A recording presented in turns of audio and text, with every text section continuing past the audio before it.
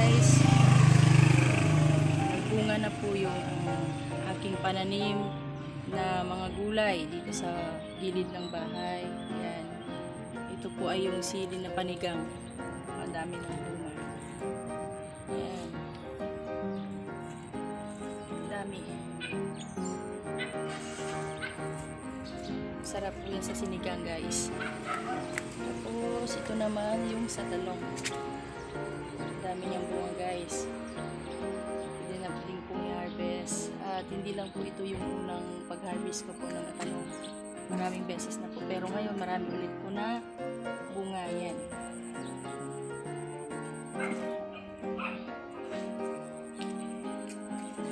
Nakakalibre po tayo ng gulay sa pamamagitan ng pagtatanim lang po sa bakuran, guys. Yan.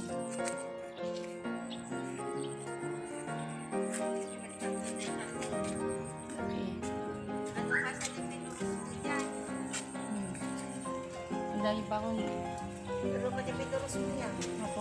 marami pa akong pinitas. At ito naman yung sa okra. Yan.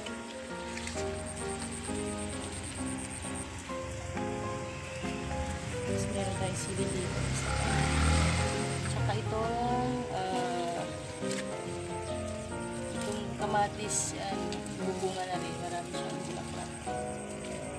At meron din po akong tanim dito na yung nilalagay po sa shell at sa chicken na native. Yan. Okay guys, nanonood yan ang aking pananim po ito po sa gilid ng bahay. Ilag po man eh.